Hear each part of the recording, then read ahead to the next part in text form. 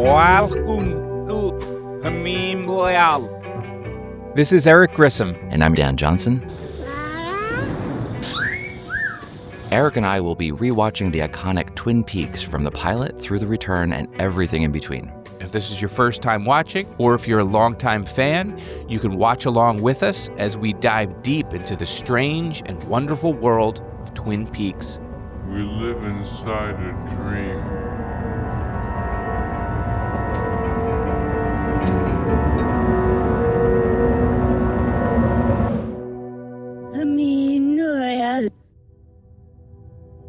Today on Meanwhile, it's a listener mail episode. We've gotten so many emails, comments, Patreon posts.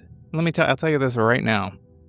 I know I missed a few. So if we don't cover you, you can reach out again and say, Eric, what's the deal? I sent you this thing and you didn't answer it. So we're doing our best. We got a lot of stuff here, man. People are coming at you from every direction. Your YouTubes, your Patreons, your emails. I don't know. Yeah, they're all over. I tried to mark where they came from as best I could. Lots of stuff. But yeah, let's get into it. Unless you have anything else, it's so weird to not have something to review where I would tell you about it. I got nothing to tell you other than Michael Horse dropped today. The Michael Horse interview. The interview, that is. He's fine. What a great guy that was. He is. Okay, since by the point that people are listening to this, words coming out of my mouth right now, they've most likely listened to the Michael Horse interview. Anything you want to tell us about just the conversation you had with him? I know there's so much in there, but you and I were talking, and you even mentioned this at the top of the podcast of how surreal it is to see on your phone Michael Horse's phone number come up. But just anything you want to share about a little behind the scenes? Well, I will share much love and many thanks to Susan Marks, the filmmaker who did that wonderful portrait for PBS on Michael Horse. She put the two of us together, so the interview would not have been made possible without her putting us together. So that was very good. And yes, it was over the phone. So I got to get a call, and I had reached out to Michael. I left a message, and then I didn't know if I would hear back. So a number of days went by, and then on one Saturday or Sunday, it was a Sunday, phone rang. I said, Michael Horse. And now I thought we were just doing hey, here's my calendar, here's your calendar, when are we gonna go? And he just started going, and I was like, whoa, wait a minute, hold on, this is all gold. Let's just do it. So we did it, and he talked for an hour, and I got to the end of it, and I hung up, and I went, oh my God, Eric, you forgot to ask about the Georgia coffee commercials, my favorite thing. Yeah. He called me again. I talked to him twice. I had two conversations with him. He's the nicest guy you could ever want to meet. They say don't meet your heroes unless they are Michael Horse, in which case it's totally fine. Everyone does say that. Yeah, that was great. The beautiful documentary by Susan Marks. She's also a part of the Lynch and Artist series that I've now recorded. I have 4 separate interviews. I'm going to merge them into one show that will come out at some point. And I talked to her about her art and her documentaries and her love of David Lynch, as well as many other people, 3 other people. So looking forward to releasing that soon. So let's reach into our mailbag. Let's gingerly put our hands inside the burlap sack. What will we pull out?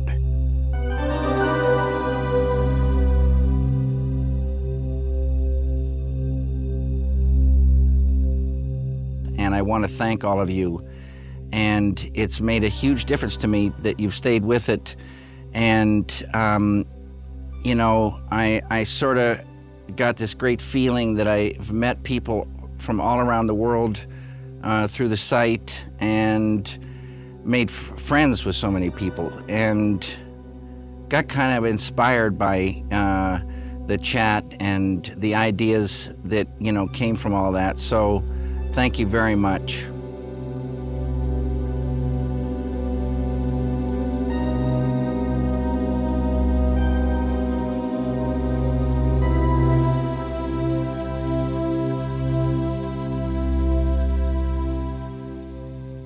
Eric, I've got a letter.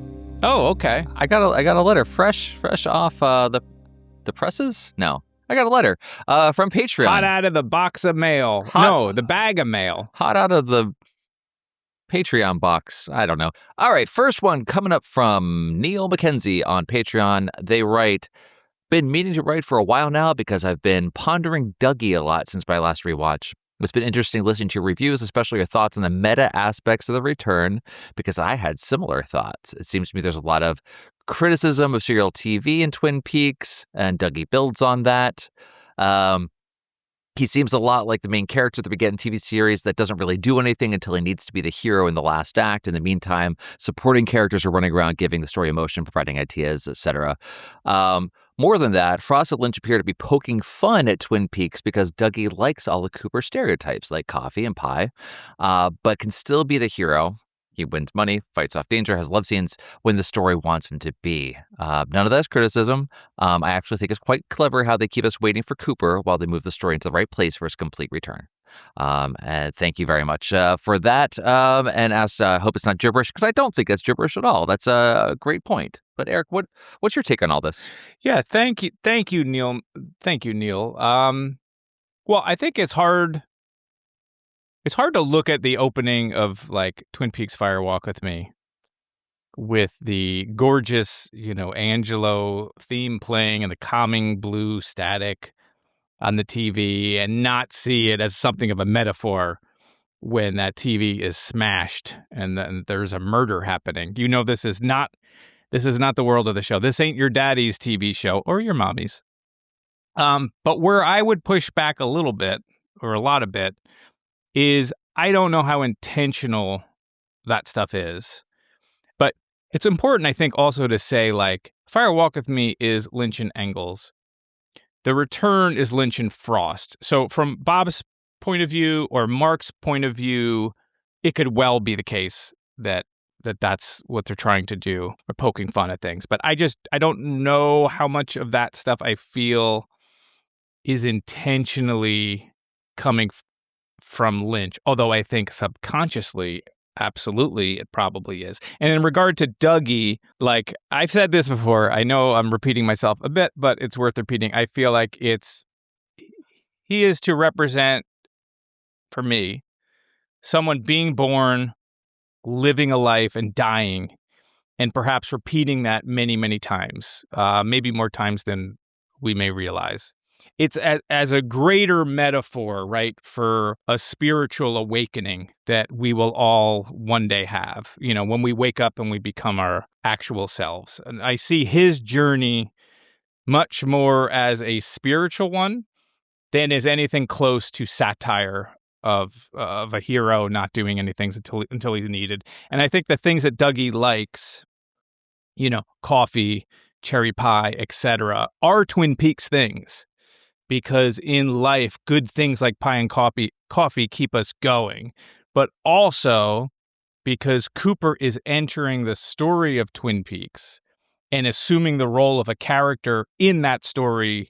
And those are signposts that take him on his road to awakening, but also into who he is in Twin Peaks, if that makes sense. I definitely see where you're coming from, and you've really laid that out for us throughout the return. And talking about that, I think it's a great idea. I like where your head's at with this. I will say, though, I think there is some intentionality here to it, or at least I read that. Maybe not particularly so much of the satire, though I think there is some of that throughout.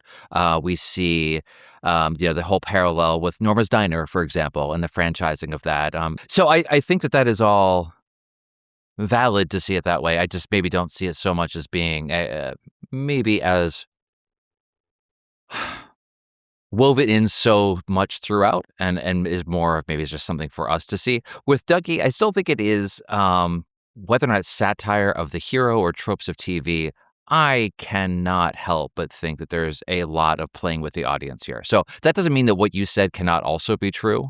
It could be doing many things at once, but there is absolutely, from my point of view, or the way that I read this, so everyone's mileage may vary. Maybe I'll align with Neil a little bit more on this one, of we are waiting for, I'll speak for myself. first time through particularly, this time just as much in a lot of ways, waiting for my Cooper to come back. The heart of the show, can't wait to see him. And we get this version that is not him, but has all of the hallmarks of him, wearing the suit, the pie, the coffee, all of these moments that he starts recognizing things, sycamore trees, etc. throughout. We're just like, oh my goodness, I can't wait for him to come back. And we wait until almost the very end to get Cooper. And when we get him, it is all of it all at once hitting us. I am the FBI. And it is, trumpets blaring. This is Cooper. So it can be both of those things, but I find it would be very surprising to me if there wasn't a bit of that playing with the audience's expectations, kind of winding us up and toying with us, which is a slightly different thing than what Neil is asking about, of using that as satire, which could also be the case as well.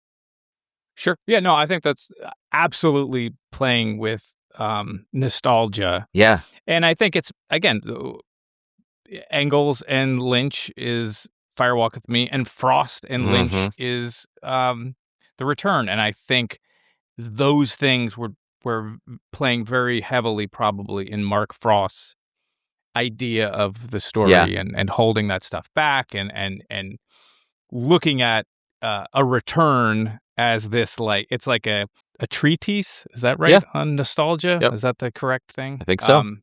Absolutely, 100%. I think that's totally valid. I think maybe the part that really I push back on is the poking fun of, where to me that feels like satire, like, oh, we're almost making fun of these tropes, where it's more like we're inverting these tropes, or we're dealing with Twin Peaks as a story, which is part of the greater story, and playing with those pieces of the puzzle to tell this other thing, as opposed to, like, you're waiting for, like, I don't know. I don't have the vocabulary to put that in better words, but that's sort of where my head's at. No, absolutely. Yeah. I think that's a good distinction. It can be that satire without making fun of. It could just be kind of playing with tropes in a different way that is not. Yeah. Not that. But I think you're 100% right about nostalgia and holding Cooper back as long as they did, and expectation and all of those things. Absolutely. If they didn't intend it, man, it worked anyway. And it is so much fun to finally get that pressure building forever, and then the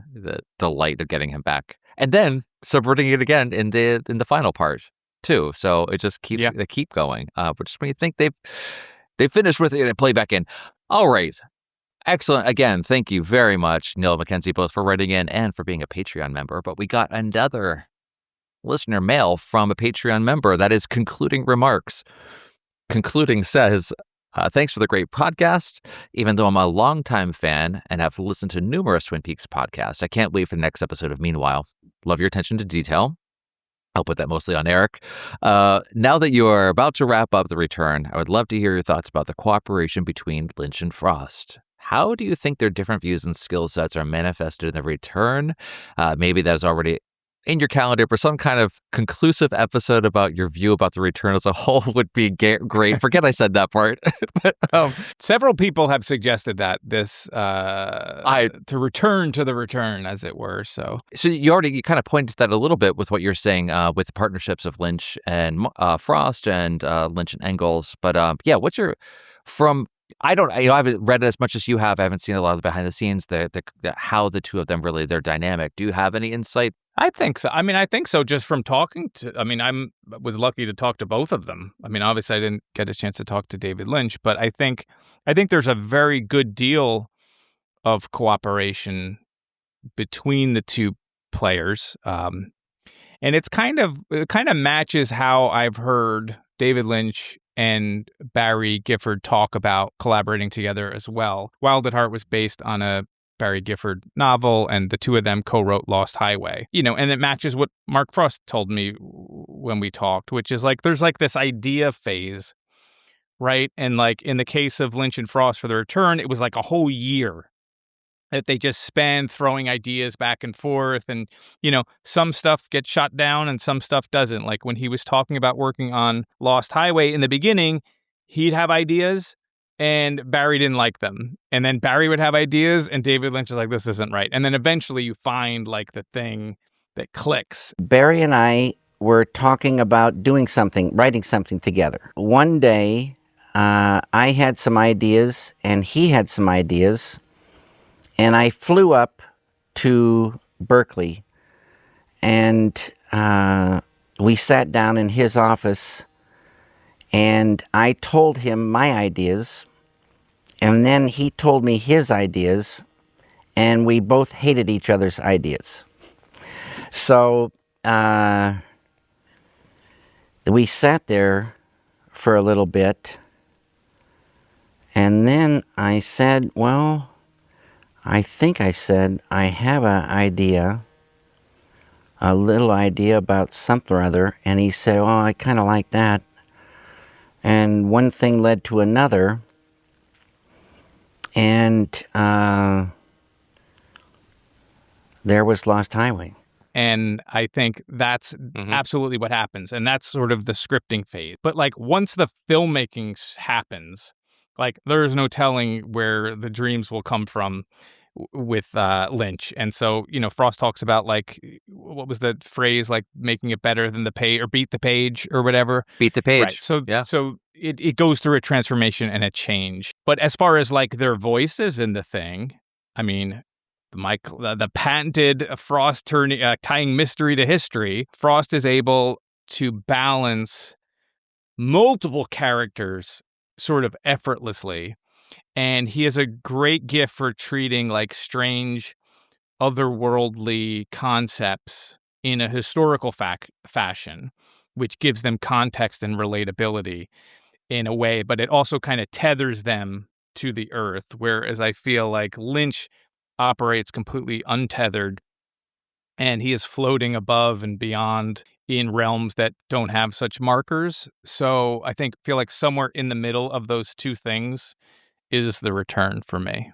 Yeah, no, that's really interesting. Especially, you know, we see in the Final Dossier and Secret History, a very Mark Frost point of view for all of this, and it is the supernatural and these ideas, but grounded in some sort of history, whether it's ahistorical or not. It is kind of grounded, and what it feels like from David Lynch is it is about feeling and intuition, and not grounding in that way, just grounded in a different kind of style. The collaboration's great.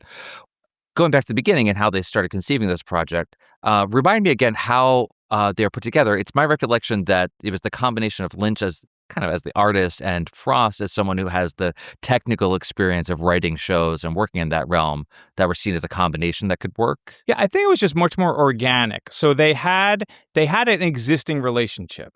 So they had a common agent that kind of you guys would like each other, and they did like each other. So Mark Frost was adapting Goddess, which was a book about Marilyn Monroe. And then Lynch was going to direct it, and they kind of got along. And then they ended up doing two other projects, one of which was One Saliva Bubble, which was like this crazy comedy. And they tried to get that going on, and it almost happened with Steve Martin and Martin Short. But it fell apart like at the last minute because it was going to be through Dino De Laurentiis' company, and then they went bankrupt, so that project died. They had another project too, which I'm fucking mad at myself because it's very tied to a lot of the lore that you see in Twin Peaks. Doesn't matter. You're gonna tell me in the comments. You're gonna say, "Oh yeah, that was called the Underworld" or something, but it's not called that. I can't believe I can't remember it. But anyway, they had an existing relationship. Then they started working on this Twin Peaks, which they took to sell. And then produced themselves, which is why they own it and everything. And then they went to ABC, and then ABC picked it up and all of that kind of stuff. But it was like the idea, the two of them like to work together, basically. I was just trying to tie it together because the question was a bit about their different views and skill sets and how they manifest in the return. And to me, Mark Frost having that, you know, TV background and writing, and Lynch obviously as an artist, visual artist in many different directions, seemed to be this perfect combination of skills to kind of come together here. Absolutely. I mean, Frost knew TV, right? Yeah. So he had been writing Hill Street Blues, which has a huge cast of characters. So you're 100% right thinking that, like, he knew how to balance that many characters. He knew the world of TV. Like, Mark Frost is so amazing when you think about him. He's like a Steven Spielberg type in that, like, they're like a wonderkind. Like, from a very early age, like, he's writing the $6 million man. Right. And he's like 20 years old or whatever. So like, and you think about, I think Spielberg directed that episode of Columbo when he was like 18 or something like that. All right, future Eric correcting old Eric. Spielberg was 24 when he directed the first episode of Columbo, but it's still young. What were you doing when you were 24? You weren't directing Columbo, right? Were you getting Magic the Gathering cards? Well, thank you again, Concluded Remarks, both for the letter and for being a Patreon member. We got another one here from David Titterington on YouTube or Patreon, from YouTube and Patreon, from all the things. David Titterington writes to us, all coordinates to Judy lead to traps, though. I wonder if Cole lies about Cooper knowing about Judy, because if Cooper did, Mr. C wouldn't need to ask, who's Judy? Cole lies because he knows other people are listening. Hell, he says all this in front of a dozen phones. Maybe Judy is a trap devised by Jeffries et al. To put in motion at the moment that Jeffries comes back to Philadelphia office. He sees Cooper, understands the problem, and plants the idea of Judy, knowing Mr. C would fixate on her and fall for the coordinates trap. We, the viewer, will also fall for the trap. There's a lot going on in here. Yeah, there's a lot. David Titterington is amazing. We've talked about his articles before. Like you wrote that article about the giant whale painting or mural behind Ben Horn in the Great Northern. He's written a bunch of articles and deep dives into everything from the fan to the streetlight. So, and he's also a member of our Black Lodge, as was Neil Mackenzie. We should shout out then. So these early questions are coming from Black Lodge members. Black Lodge Patreon members, fantastic. Yeah, so let's break this one down, Eric. I wonder about the memory thing, but I come to a different conclusion, I think, than Mr. Titterington here. And to refresh your memory to the listeners that may be trying to catch up to what we're talking about, this is the dream episode. I'm trying to remember what number it is. I want to say it's 16. This is when he's explaining, right, that Cole, Major Briggs had approached him and Cooper and mentioned Judy, and so that's what we're talking about here when Cole tells Albert and Tammy about that. But I think what Cole means here is that Briggs told Cole and Cooper about Judy, but without any real detail. After Mr. C came out in episode 29, Briggs realizes that it's the doppelganger, and then that's when he hatches this whole coordinate plan into place. And at some point, maybe it was when the fireman said to Cooper, listen to the sounds at the opening, that scene could have taken place anywhere along that timeline. It doesn't necessarily have to be in the very beginning of this. Or maybe it was Briggs' giant floating head that we see in the Sea of Pure Consciousness, but that information was relayed to Cooper. Now, you're probably saying, yes, it doesn't address the memory thing that got us here, which is that doppelgangers and the original share the same memories, right? It's why Mr. C tells Jeffries, you came in 1989 and you mentioned Judy. Who is Judy? Mm-hmm. So I propose a theory, and that is that a doppelganger isn't made manifest until you enter the lodge. So once you enter the lodge and you confront the dweller on the threshold, your dark half is made flesh, and it has all of your memories up until that point. But from that moment forward, you're divided. Sure. Your divided self. And so as Cooper would learn about these coordinates from Briggs' head or from the fireman or whoever, that wouldn't automatically appear in Mr. C's brain. He would only have known that Jeffries said Judy in 1989 and that Briggs said Judy before he went in. And that would be enough, which would lead him to following Briggs' path and then picking up the coordinates that Briggs had planted and all of that stuff. That would be my take. Yeah, I mean, that's I never really, I don't think we articulated that on the show, but that was always my, I guess, assumption about this from not necessarily that they were formed at the moment that you enter the lodge, but that they are separate entities from that point on. That, yeah, they're not telepathically linked in some way, though, hey, that's totally possible too. But I think for this to work, I think that makes sense. Yeah. So, David, hope that answers your question. If you have more that you want to add on to that, please write back to us and let us know. Maybe we'll talk about this a little bit more. We have William Schaefer, also on Patreon, who says, I completely agree with Dan about the Deus Ex Machina and the Freddy Bob fight. Sure, they're well presented and effective to advance the plot, but they're all, quote, easy relative to the thoughtfulness and complexity of the rest of the main points of the return. For the Deus Machina stuff, yeah, and I think that's the point, that is the simple solution to a complex problem, and Cooper does not listen to the sounds of people in trouble. I kind of went over that, but this is more towards you. What you're referring to, William, is how I felt coming into the conversation when we started talking about that episode. It did feel, I guess I felt throughout this story that we have that Freddy tells James about, this encounter with a giant and finding the glove. It all felt too convenient. And that really bothered me until we had the conversation about how this is all wrapping up in part 17. That this is the dream of Twin Peaks, the tulpa of the show, all of this kind of wrapping up. And I see a lot of this as this. It is too easy by design. It is this wish fulfillment. Maybe that's a slightly different take than Eric has on it, but it feels to me like wish fulfillment. Maybe Cooper's wish fulfillment, the audience, we just want these pieces to come together. Get this love story with out of nowhere, kind of, with Diane and Cooper coming together. This fight with Bob that doesn't really seem to make a whole lot of sense. As cool as it is visually and as fun as it is, like dynamically, it just doesn't feel right. But I think Eric really did put his finger on it when it's like, yes, that is the point we're getting at here, because we're going to move past this into what we then get in part 18. So coming into it feeling that way, coming out of it feeling better about it, even though it didn't really change. It just changed my perspective, I think, on it.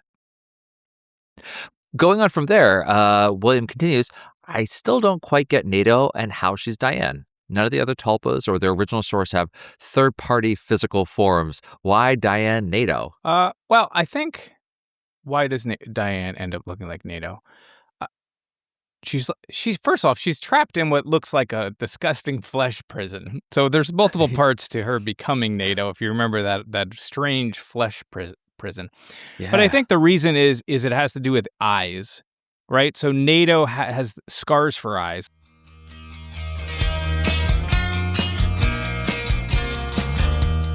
No eyeballs. It's just these scars. And I think that's because through the eyes we can see the soul and we can see the truth of it.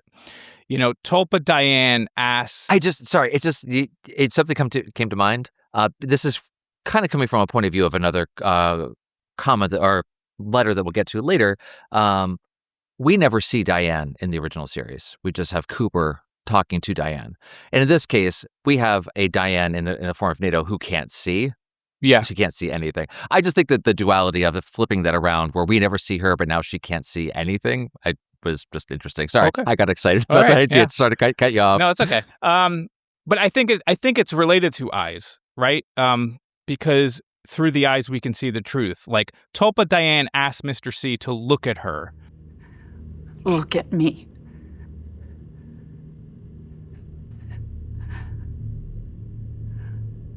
Look at me.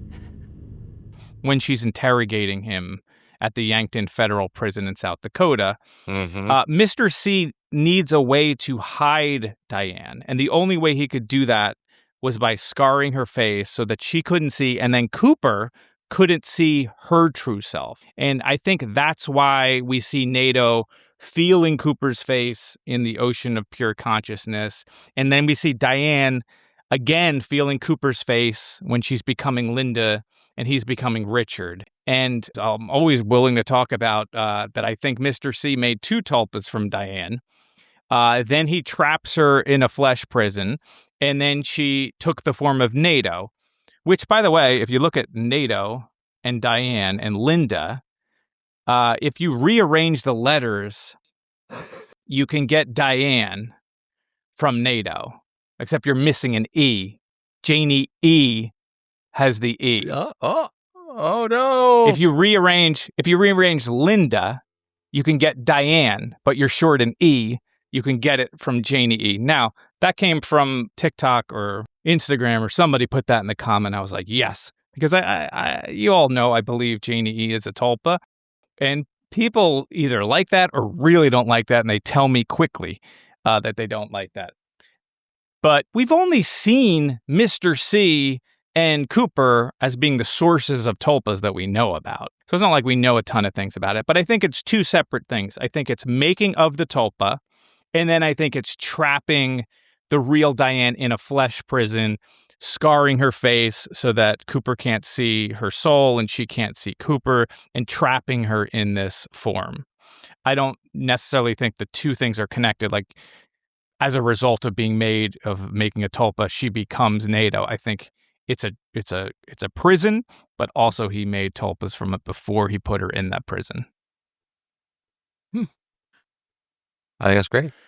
And lastly, William asks, Eric, you mentioned that Audrey being a tulpa is not your conclusion, but after listening to this episode a couple of times, I can't help but hearing you make supporting arguments for it.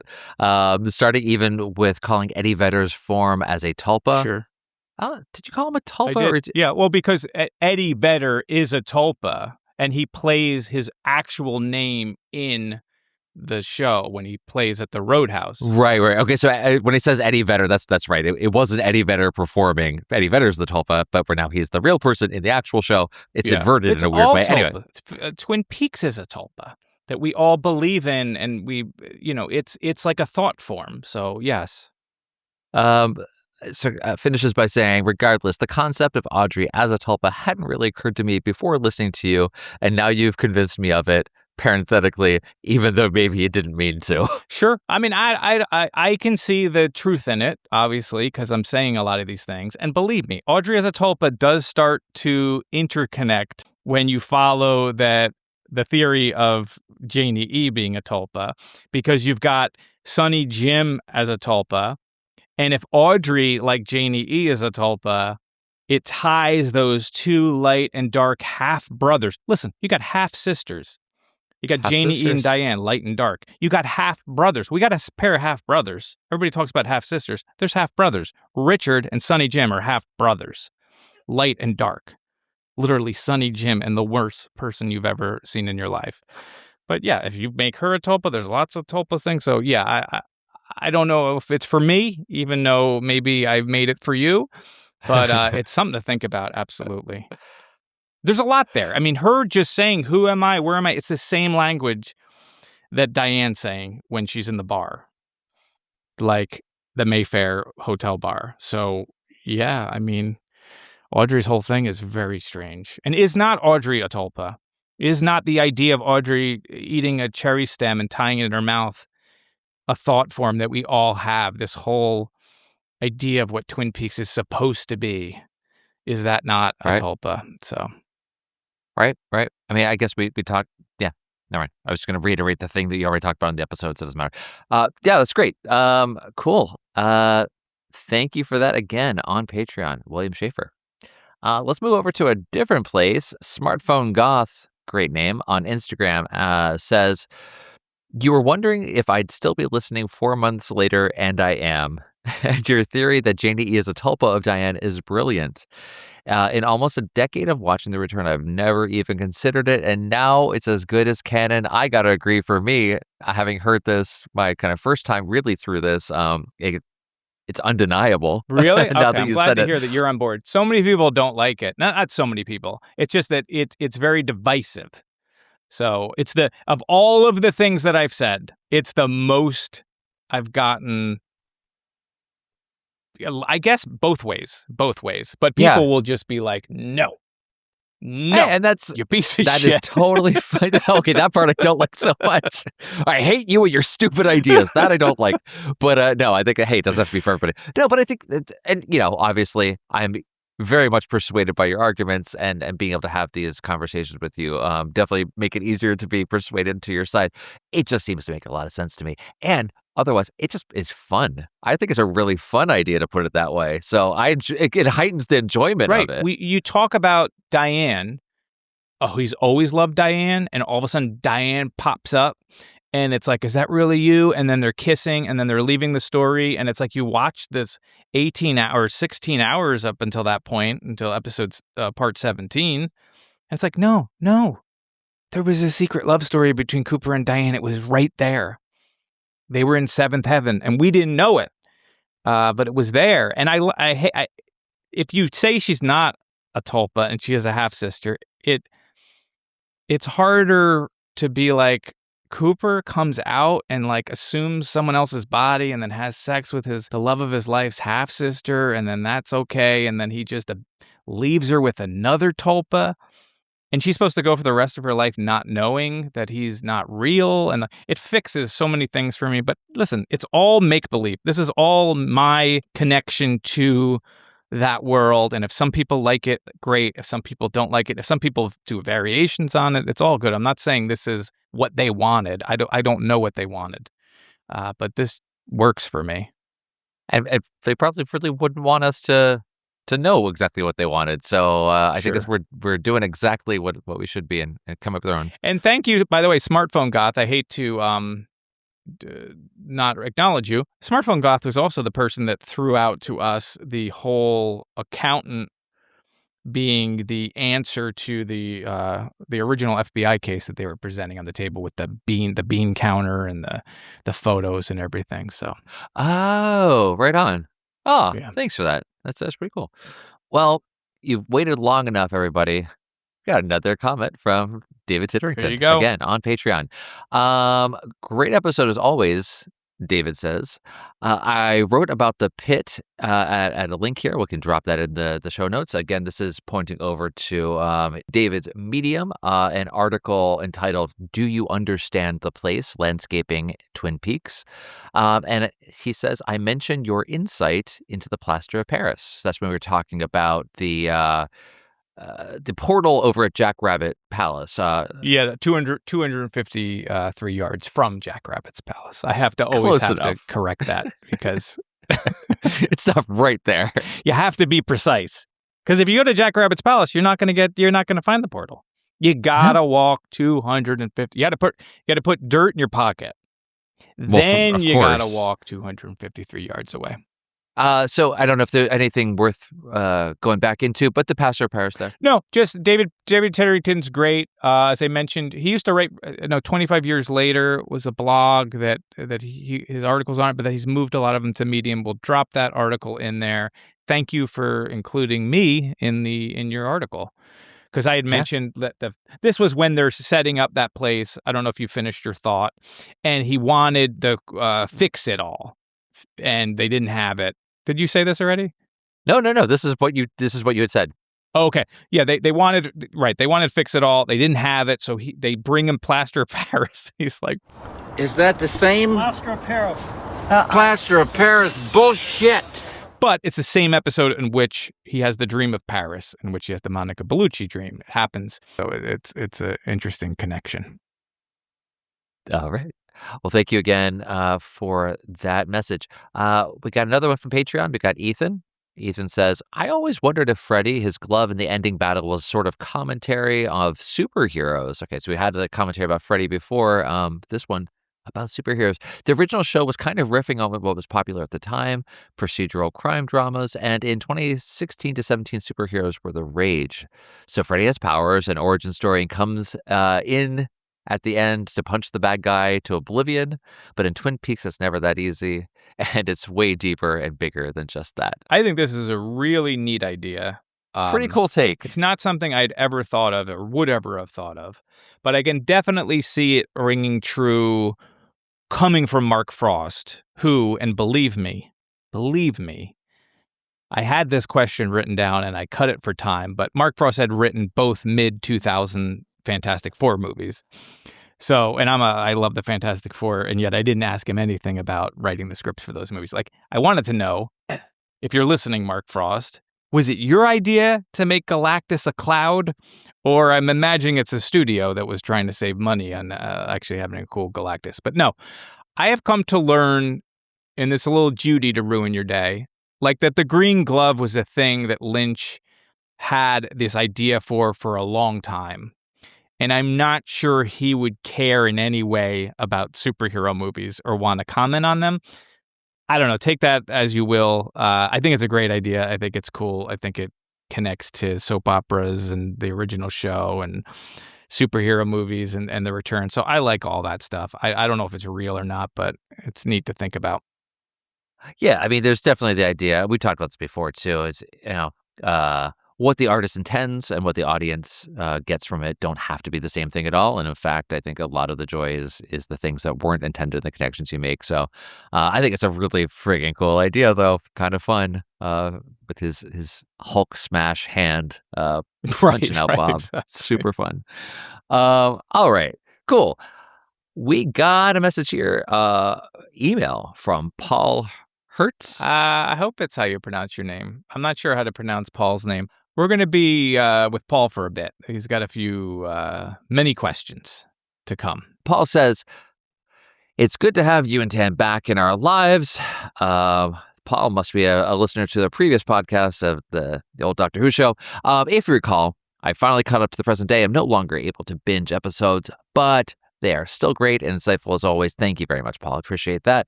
I'm in the middle of episode 15 and was shocked to hear that you are favoring the Wyndham Earl theory, at least part of my Wyndham theories, about him being the guy impersonating Philip Jeffries. Hearing you say it even breathed a level of confidence into my initial inkling. Paul, I believe, was the originator of this to us. I mean, other people may have had this, but I feel like this is how it seeped into my brain. But yes. Yeah. This was the seed that was planted that has now borne Wyndham-shaped fruits. Number one question here. He says, if Wyndham is back in the real world, what form is he in? You mentioned he's not only a voice, but also the guy who gives Ray the ring. I think you thought maybe that was a possibility. Yep.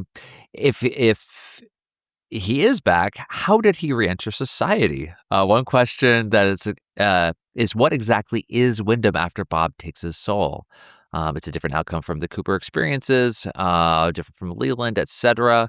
So this was the thing that I was having such trouble with when we most recently talked about the Earl theory of, I just like the idea of Earl being completely incinerated and destroyed by Bob at the end as payback for his sins.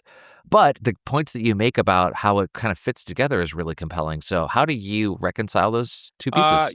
Two more bits. He also says, is it Wyndham with Bob inside? How many Bobs can be in the world at one time? So he has those two. I didn't know you wanted to answer that. I didn't know you wanted to answer that part of the question. I can add that because there's only one Bob. And there's no Bob in Wyndham at this point. But okay, so how did he escape the lodge, right? Well, for me, I think that Bob stole his soul. So in episode 29, he sucks that fire right out of old Wyndham, and he burns it through, and then he casts him aside like an old toy. And now Earl is obsessed with getting back to him. Like he's almost like a scorned lover. It's like, think of like he's Renfield to Bob's Dracula. And now as this soulless being, I think he might have gotten hold of the ring, and maybe he's working with Mike, and he's given him the ring and said, you want Bob again? Go here. Your job is to get this ring to that fucker Ray. Who knows how it happened, but the ring went to Earl, this whole soulless Earl. Well, you're missing an important part there. I mean, it's obviously Lana. Lana had the ring and got it. Sure, that's true. Lana did. It had to be. Yeah. We were talking about this a bit too. I just have this feeling. I wonder. I don't know. When you go to the Black Lodge, you meet the Dweller on the threshold. Could it have been Earl's doppelganger, dark self? He's already dark, but that can always go blacker. So maybe that's how he got out. Maybe that's the one with the ring. It doesn't have to be this Wyndham Earl. It doesn't have to be that this Wyndham Earl whose soul got destroyed by Bob somehow still, in whatever way survived it. Could have been his doppelganger. That'd be kind of fun. A darker version of Wyndham Earl even makes me cringe a little bit. It definitely could be. The line, I want to be with Bob again, is the part that when was he with Bob? How does he know Bob to know that he wants to be with him again? so that's why I like the idea of Bob kind of taking his soul and then him being like enthralled by him. Yeah. But okay, and we also mentioned a couple other things, like regarding Leland. Well, Leland dies, right? So his fate is different. And Cooper's doppelganger is very much alive. So, I think Bob's rejection of Earl perfectly feeds into his hatred and envy of Cooper, that Bob was with Earl and rejected him. And now Bob's with Cooper's doppelganger, but it's still Cooper, and he's embraced him. And that must drive him fucking crazy. Especially Earl, that would get him to send it back to the lodge so he can, quote unquote, be with Bob again. So to me, that's a great character driver. Well, I think that ties right into the second part of Paul's question here. Upon hearing your mention of the above, it harkens back to Windows' obsession with Cooper, constantly trying to outwit and manipulate Cooper. Interesting that it still works even though Cooper is now Mr. C. It's like a 2-for-1 is what you're saying. He's obsessed with getting Bob, and also bonus, Cooper he's been toying with for his entire life. He's a Absolutely. narcissist lunatic, and he's now been rejected. And people that are like that cannot handle even the slightest rejection. So, yeah, I would agree with that. That's a big yep from me on number 2. Pretty cool.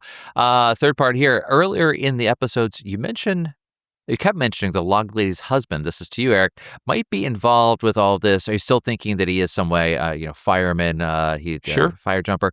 What exactly is your theory on what happened to him the night he died, and where is he now? Well, I would just backpedal a little bit because I'm really in love with this idea that Earl has his soul taken away, and then he pleads with Mike, who we know has the ring. And that's how the ring comes out to get to the imposter, who is Earl, to give to Mr. C, because they want him to go back to the lodge. And it all works out. How did Mike get swayed by such an evil person? Mike just not getting swayed. His job, Mike's job, is to get Bob and kill the doppelganger, and he's using him. Yeah, because that's the other thing. Like, I believe now that it's Earl. So many people will tell you that the imposter is actually Mike. And that's why he's trying to get Mr. C to do this stuff so he can get him to be with Bob again. And the coordinates is a separate thing. But, Mike is so tied to the ring. But no, let me get to this other question. I can't just keep talking about this because I am building. I'm still building it in my head. So if you want to. I'm kind of workshopping it in real time. So Margaret's husband is Sam Lanterman. And there's some variation on what happened to him. When we covered the secret history, he's a lumberjack and a volunteer firefighter. He's a woodsman from a long line of woodsmen. And there was a fire after their wedding, and he rushes to it, and like the wind blows him into a ravine, I think, and he burns.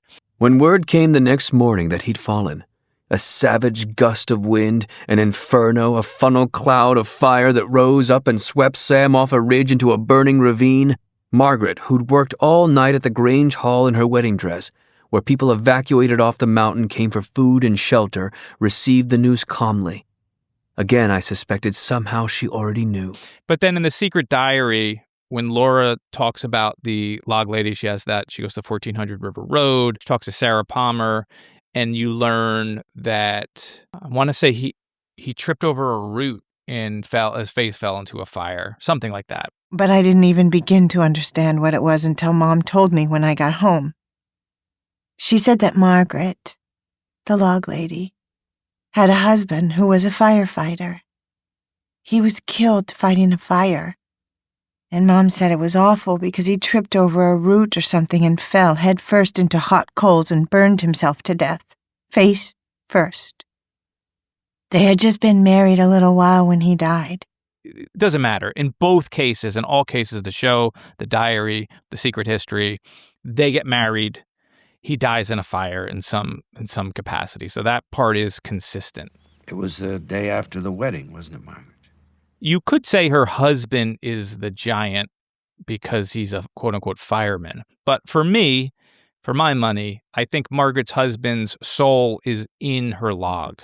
That's what I truly believe, that he's become one with the natural world. And when she talks to her log, she hears his voice in her head. And I think he 100% knew of the lodges. Clearly, he had the scorched engine oil that Cooper requests in part 29.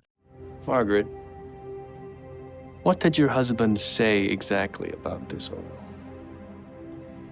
He brought it back one night just before he died and said, "This oil is an opening to a gateway."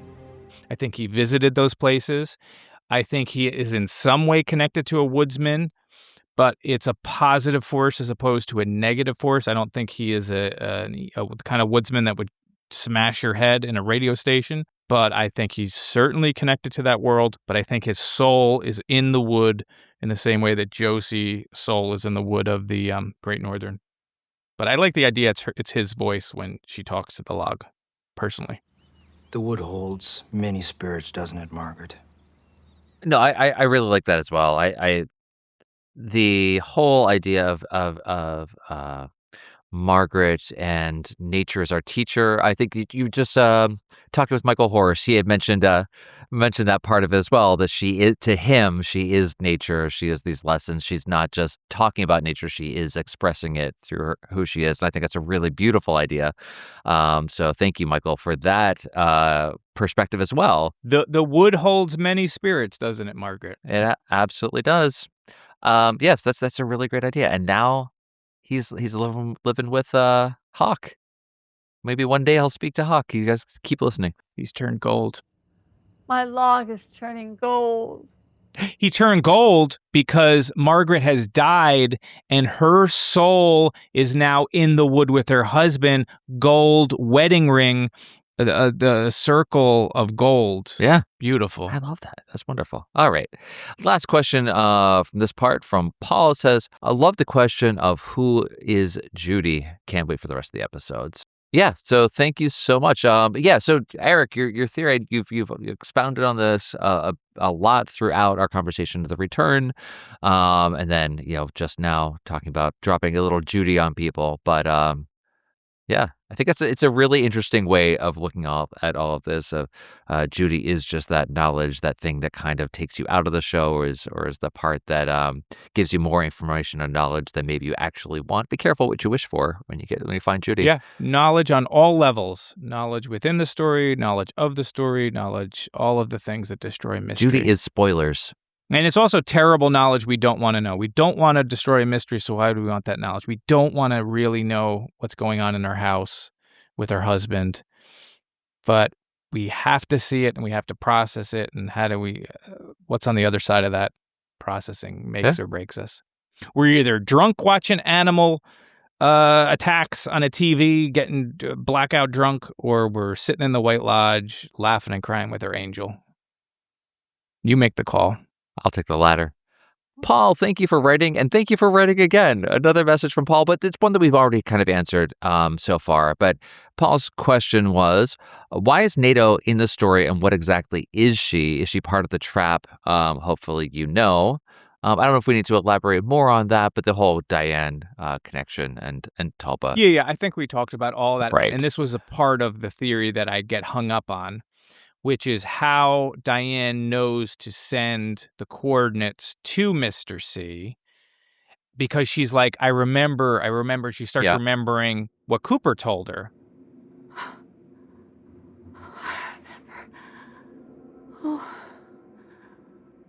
Oh, Coop.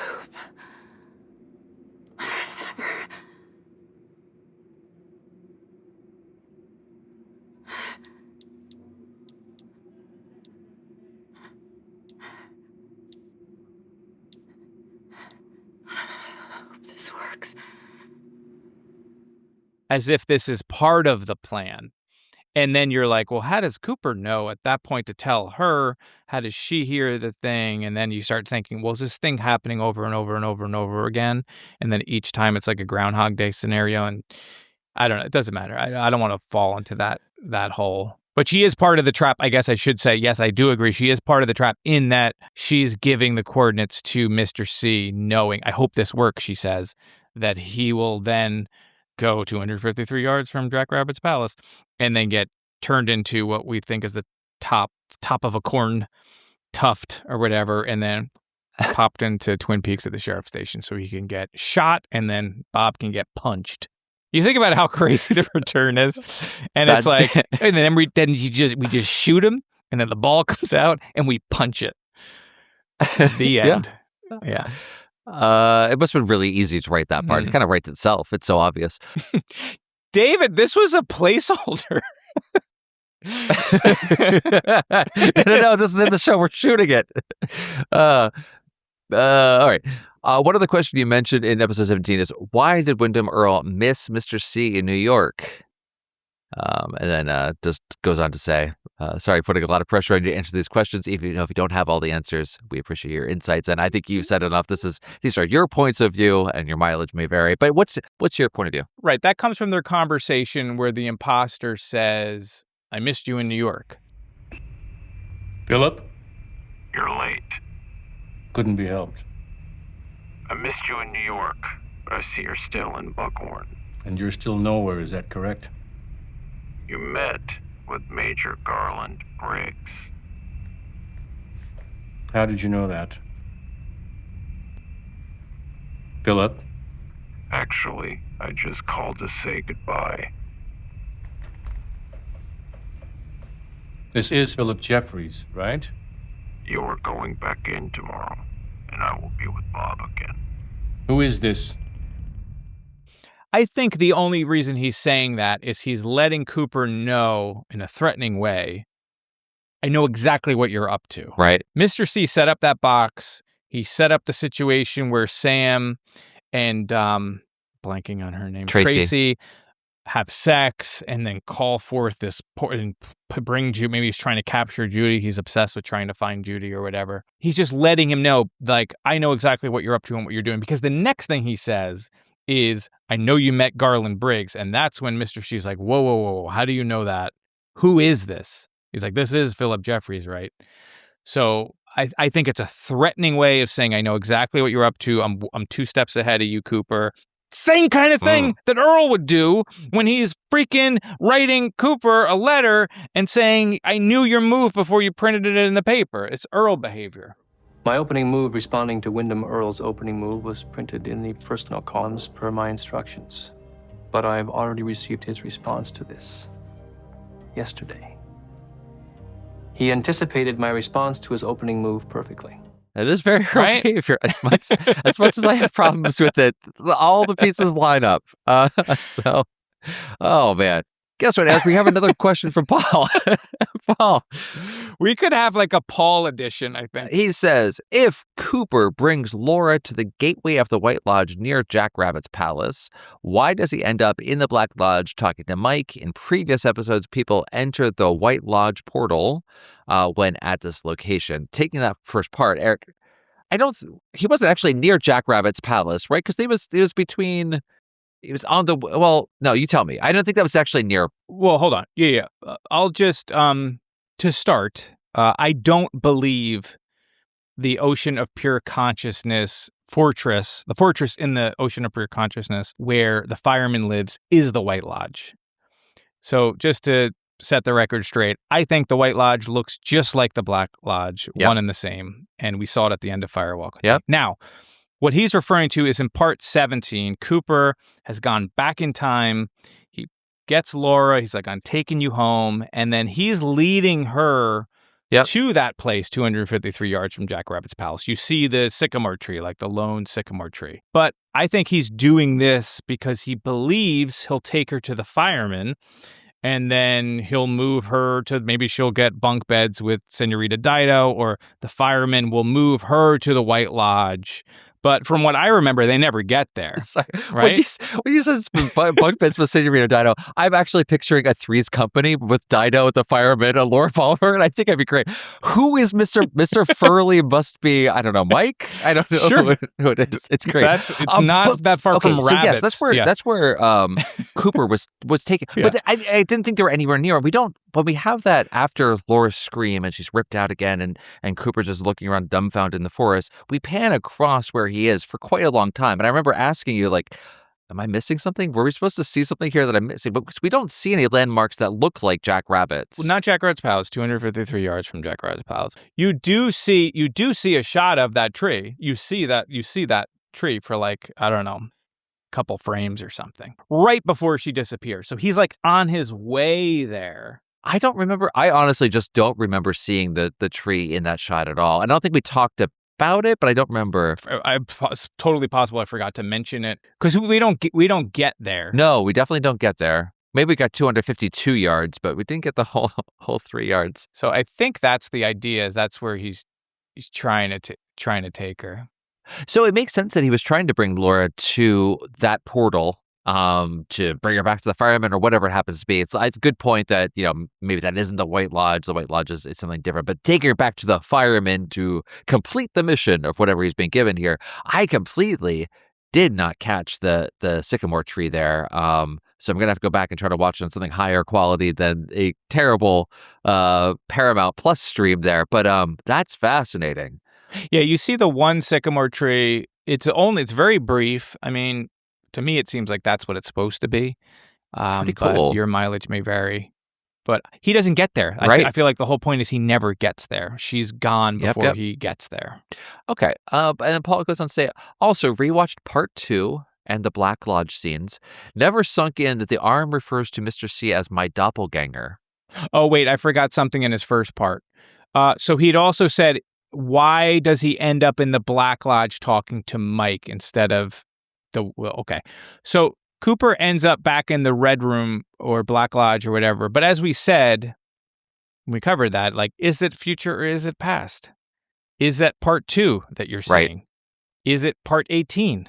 That's the thing where Laura's chair is empty. He expects to see her there, but she's not there. And then he's told to find Laura, and it's sort of the process repeats. You get a loop. It is the loop again, but slightly different. We get slightly different perspectives on characters, camera shots. But yeah, this whole part is that loop again. Yeah, Dan had pointed out Leland is shot from 2 angles. Find Laura either has a period or it doesn't. So the captioning is different because one is an end of a thought and one is a recurring thought, is the way I look at it. You also get the 2 different shots of Cooper. That wasn't a reverse shot because the lapel pin is on the same side in both. So yeah, there's a lot of intentional sort of slightly different, but not quite the same. So yeah, I think that's entirely right. Is it future or past? We don't know. Just mess. Anytime you're in the Red Lodge, we don't know where in time we are at all. So, but ultimately, he doesn't get to where he wants to go. She's gone before he can get there.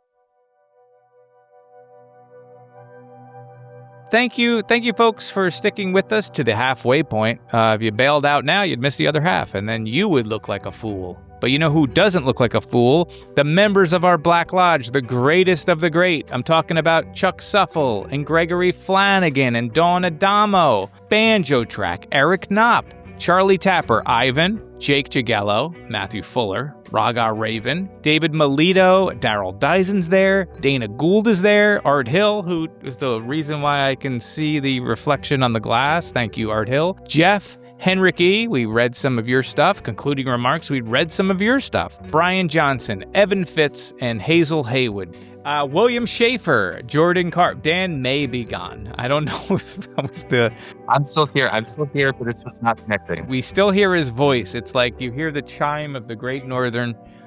Dan is in the wood. Ask not for whom the Dan tolls. Of course, Jordan Carver, Matt W., Nick Webb, Kaylin Best Lawrence, he who is Clem Fandango, a.k.a. Luke P., Eva, Neil McKenzie, Ben Chisholm, David Titterington, Ethan Berry, May Surkoff, Wordy Ginters, Chris H., Patrick Weiss, Skeksis, Julian Zoller, Matthew Walker, and Dustin Weaver. Someone else I'll be talking to in an upcoming episode. Whew! Well, thank you. Thank you to all of you. Thank you for everyone that supports us on all of our levels. Thank you for the kind words, for resharing it, for posting it, for commenting it, for writing in. We talked for 2 hours with all these writing questions. Paul goes on to ask, also rewatched part 2 and the Black Lodge scenes. It never sunk in that the arm refers to Mr. C as my doppelganger. There is always this question of what Mike and the arm are and if they are fully good versus bad. Would you agree this strongly supports the idea that the arm is the Black Lodge representative of the evil doppelganger inhabitants of the lodge, while Mike is the representative of the good inhabitants of the lodge? Well, I think you may be misremembering or conflating some things. You're mixing it up a bit because the arm has their own doppelganger that we see in episode 29. Doppelganger. And then in part 2, when he says, like, my doppelganger, you see the Venus de Milo or Venus de something, one of the Venus statues, turns into the doppelganger tree and starts, and that's when it's non-existent.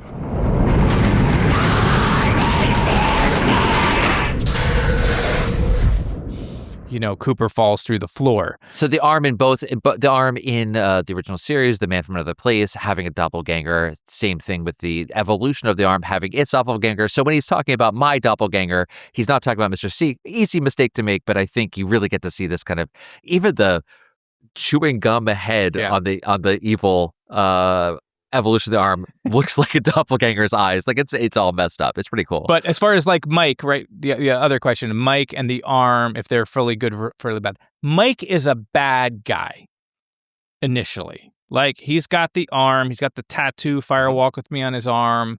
Listening to, I have this wonderful book that my niece's boyfriend, Phil, gifted me. This amazing book, The Air is on Fire. It is one of the greatest gifts anyone's ever given me. And it's a gift that kept on giving. So it's a David Lynch art book that came out when he did his Paris show, which is, keep talking about Paris but anyway, it's got all these wonderful things in it. And it has CDs in it. What? And when you listen to the CDs, it's him and Christine McKenna, who wrote Room to Dream, going over every piece of artwork in the book. So you can listen to David Lynch talking about the things you're looking at in the book. It's the best experience you've ever had in your entire life. And I have 3 children. It is amazing.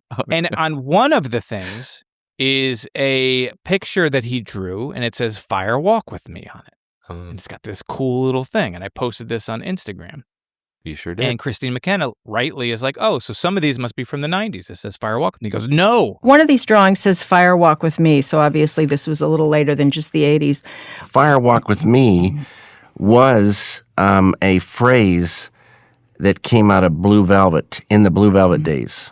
Do you remember? It's not in the film. No, but if Frank Booth had a tattoo, it would have been that. Fire Walk With Me came from the Blue Velvet days. If Frank Booth had a tattoo on his arm, it would say Fire Walk With Me. So I feel like Mike is a Frank Booth type. They lived above a convenience store. They had a tattoo. Fire. Walk with me. He is a horrible, him and Bob are out there doing murder, right? It's like feeling what's their 3 things? Appetite, satisfaction, a golden circle. But they're out there and they're living the life. They're getting all that garmonbozia and just slopping it down. But then Mike sees the face of God, right? He cuts his arm off, and that becomes the arm.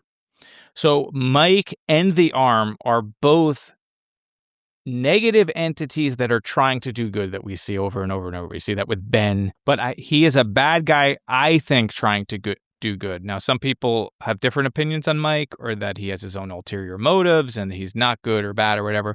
I still think of him as a force of good who was born of evil, and he's just trying to make up for decades of abuse. But there's rules in this world, and they have to share the garmonbozia. Like, you can't just get out of this situation. But he is like it's like the shark in Finding Nemo, where they're trying not to eat fish, but they smell a little blood and they got to eat that fish. So yeah, that's my take. Was there more to that? I don't remember. I got distracted myself. But the representatives of the evil doppelgangers, the representatives of the people, I think you've covered it. Yeah. So, but then there's good versions of the arm and there's bad versions of the arm. There's the doppelganger of the arm. Absolutely. There's got to be a doppelganger of Mike. That's true. Doppelganger of the arm. I've met him, and it's possible at certain points you're seeing Mike's doppelganger. So that's something that didn't occur to me until right now. I think we would know that because they don't really hide that. It's always pretty obvious. You see, that's the piece that gets a little confusing, right? Because it's like Bob doesn't have a doppelganger, but Bob isn't. Why would Mike have a doppelganger? They're both the same entities. They're both like fucking doing murder together, but yet his arm has a doppelganger. Yeah. I don't know. Wait, it's fine. Don't pull that thread. Too late. All right. Let's move on to another email. This one from Patreon member Henrik E. Henrik, Yeah, Black Lodge member. Black Lodge member Henrik E. We read your name every week. Henrik, he says, I think you're missing something that's important. As I see it, there's a theme running through the show about dualities. Nothing revolutionary about that. Black Lodges, White Lodges, 2.5, although Eric might say 6.5 Coopers, 2 diaries, Laura and Mattery, so on and so on. Possibly even 2 or more timelines or realities of dimensions. The what year is this? The glitch in the reflection when we see Big Ed eating soup later in the season. Put a pin in that because I want to come back to that in a second. So, Henrik says, the different last names of Miriam, the switching customers in the double R in part 7, text messages alternating between upper and lowercase are all part of this. They are not mistakes or errors in the editing. Mr. Lynch doesn't make mistakes like these. It all means something. There are probably more examples of these, and it also ties into some inconsistencies in the secret history. I don't have the solution, but as Eric would put it, and you have said it already in this episode, it gives you something to think about. And thank you for the podcast. Henrik says something that all of you are thinking. It's by far the best Twin Peaks podcast I've ever listened to. Cut that part. How But sweet. Eric, Thank Eric, you for such kind words. First of all, let's talk about Ed here. Yeah, that's what I want most to of do. the stuff I want to say. So that's fine. So you said put a pin on it, but let's because it comes up later. So, well, I just meant to put a pin, and we'll come back to what we do. I think someone else. They do. mentions Yeah. the same thing later. Okay, I thought that's what you meant. Yes. So Big Ed. There's the scene at the end of part 13, where Ed is eating soup alone at the gas farm. And it's just a long scene of him just sitting there eating soup. And we watch cars go by, and he's watching the cars go out the window, and he looks up and sees a car and has a look on his face. And at that time, I thought, maybe he's just waiting for James, because we just came from a scene in the Roadhouse, James singing. His nephew's right there. His nephew that he practically raised is right there. And from what we've seen, he's done a lot more for James over the years. Maybe he's just looking for James to come in and visit him, but no, he's just there alone. I completely missed, because I think this is before I had the DVDs, the Blu-rays of this, I completely missed this glitch. So Eric, tell me about this. It seems like whenever I went back and did watch it this evening to see this, Big Ed's looking out the window. You can see his reflection in the window very faintly. You have to really brighten up the brightness and contrast to see it. A car goes by, and in the reflection, Big Ed's got the soup in his hands and a spoon, and he's eating the soup. But actually, Big Ed is not doing that. So what do you make of that little inconsistency? For the other things that you mentioned, I think you can absolutely read those duality things that you mentioned about Maddie and Laura and all of those things and Black and White Lodges. For sure. And as far as the reflection, that was brought to my attention by Art Hill on our Patreon. So thank you, Art. Because I had not seen it. I had always heard about it, but it was like, it never really, I didn't even really know where to look. And Art's like, there. So Yeah. Dan explained what the situation is, but my opinion has not changed on this scene. It's one of my favorite scenes in The Return of many. And I still land on the same conclusion as I did before. I think this scene is about emotion and isolation and not a hint about timeline layering. It's such a powerful scene because it comes off of the scene that he has with Bobby and Norma, and about no one wants to eat alone, he tells Bobby, and then we watch him eat alone. And it's about his forlorn, is that the right word? His longing for Norma and his unrequited love and all of the pain and the emotion and the loneliness. Mm-hmm. And I think in this case, I think they wanted a reflection because there's so many things about reflections. And so they created an effect that they could just put in the window, because otherwise you're going to get, because it's, you would get the camera, you get the lights, you can't just have glass there reflecting things. Right. And I think they just shot him with the soup and then just played that for all of the takes for the whole thing. And whether he had the thing on the side or on the not, I don't know. That's my take. The real reflection would just show the camera crew, etc. Well, okay, which is interesting. So, which is fine. I think you can read it, but to me, this moment is not about multiple times. Like, where your attention and focus should be is on the humanity of Ed eating alone after he fucking told Bobby, Yeah. don't eat alone. And the fact that he burns that letter at the end, which for me is that letter he wanted to pass Norma, it's about that. And that's where my heart goes. So I'm not saying it's impossible that this is happening. I just doesn't resonate with me.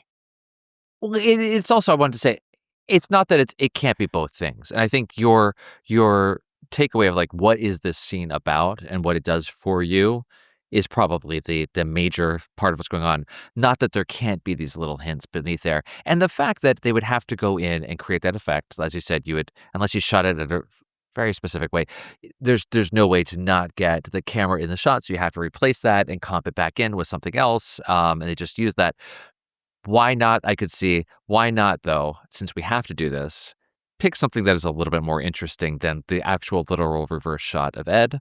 That could totally be fine, too. Whether it's just an Easter egg, maybe it has a deeper meaning. I don't quite agree with Mr. Lynch doesn't make mistakes like these, because I think happy accidents, serendipity, are a lot of the things that do happen. And that is totally fine and still doesn't invalidate things. So I wouldn't necessarily go that far, but maybe in this case. I was just defend Henrique a little bit. I took what he means is like, there's no mistakes, meaning not that everything is thought out and that these aren't mistakes, just that when you do get the mistakes, it's the greater universe that's a great telling reading. The story. Very I nice. think that I took his reading of that as that. Yeah. No, that's great. That's great.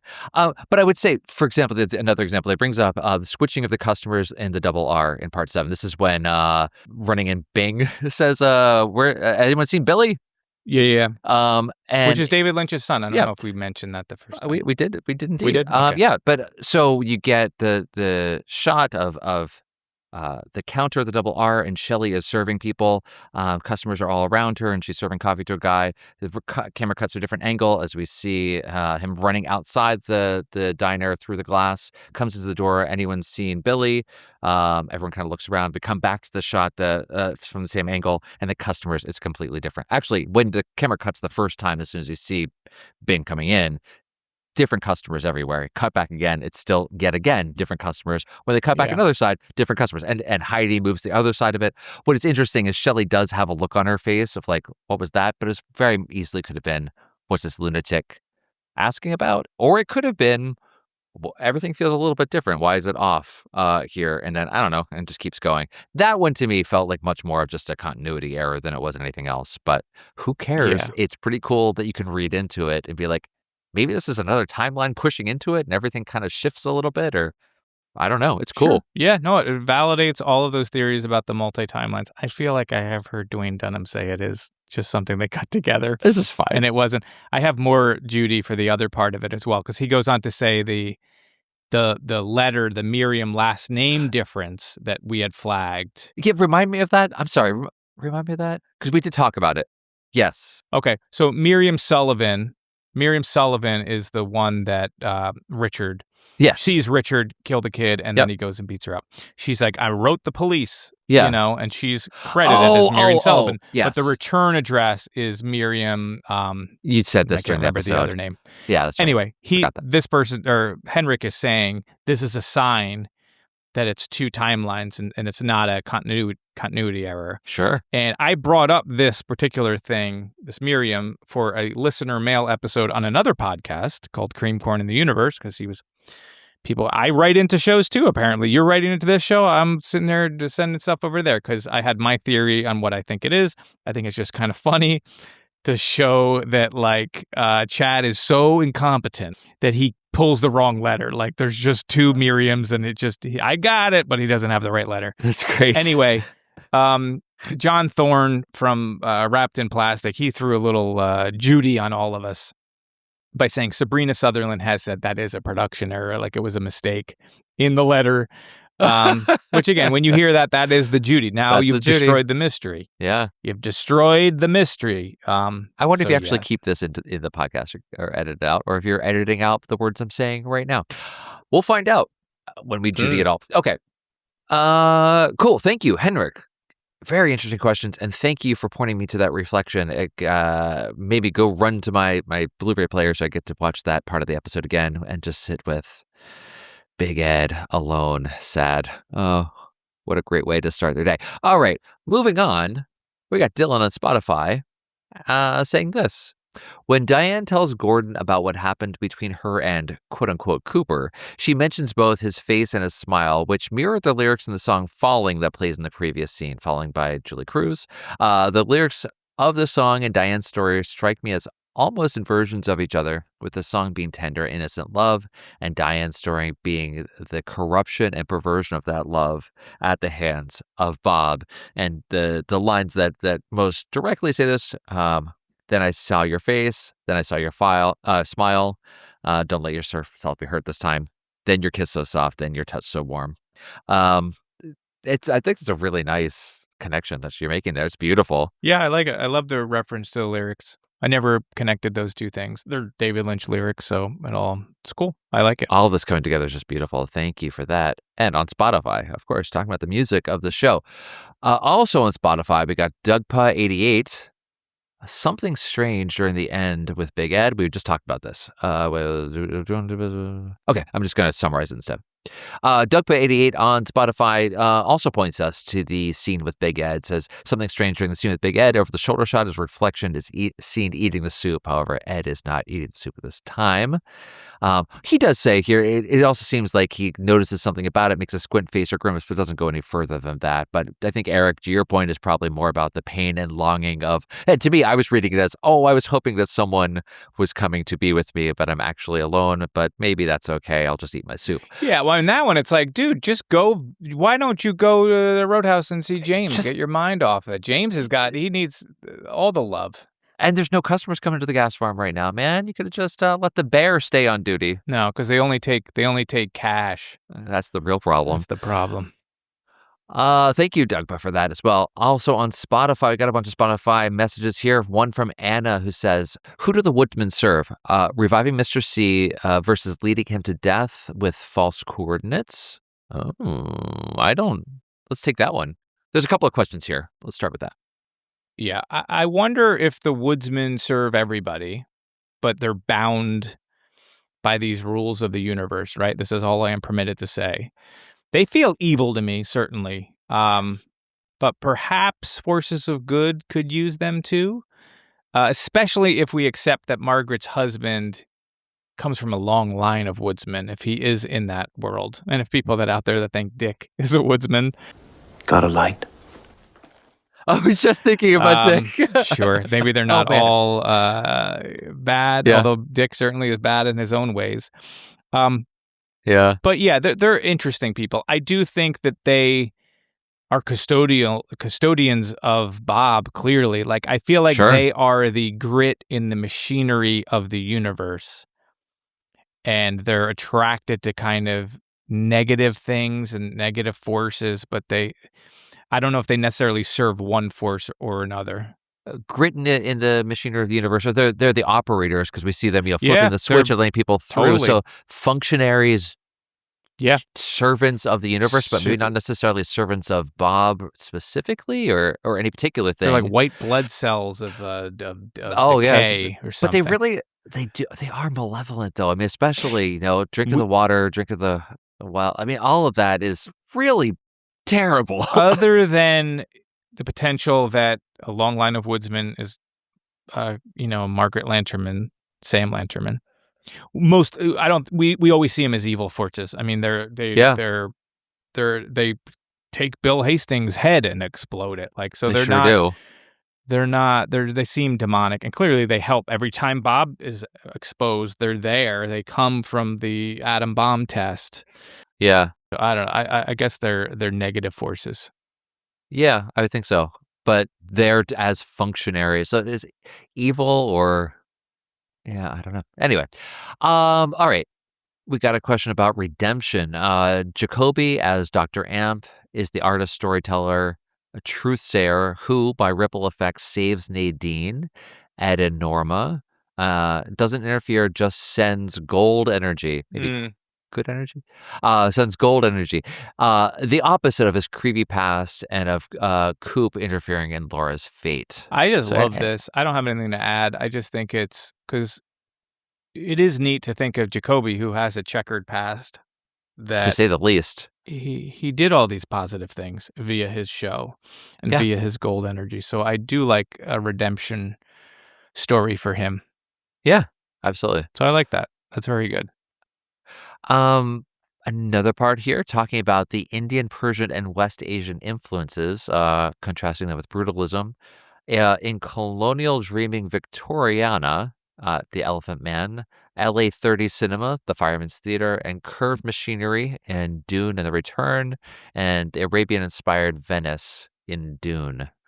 So just picking up on some of the visual influences that Lynch may have had there. Yes, and obviously Ruth de Jong, who did the production design. It's of course, beautiful, and all of those things also, as you point out, are all throughout Lynch's work. Yeah, I mean, I just the LA's 30 Cinema, the Fireman's Theater, the Curved Machinery, all of that is just so beautiful throughout all of this. And now it's it's an Apple store now, right? I mean, what could be better than that, really? All right, thank you, Anna. Like some really interesting thoughts. Thanks for Foot Locker, maybe having us talk about that. But it's like Senorita Dido, but she's in that dumb referee outfit, but just carrying a box of shoes instead of the golden orb of Laura. She keeps running back. Oh, I get your size. I'll get your size. I think we have a 10 back there. If it's on the higher shelf, the fireman's got to float up. Just levitates. That big gold machine just goes and pulls the shoes out and spits them out to the customers. Well, if anything is Lynchian or design-wise, it's the old metal thing that do they still make them that would measure your foot? I was obsessed with them as a kid. Oh, like the foot caliper? Yeah, those are great, metal things, and you put your back of your heel into it, and it puts what a cool little device. Yeah, that's all. I don't have anything to say. I kind of wish I had one though. Put that on your wish list. Maybe if you're a good boy, Santa will bring it.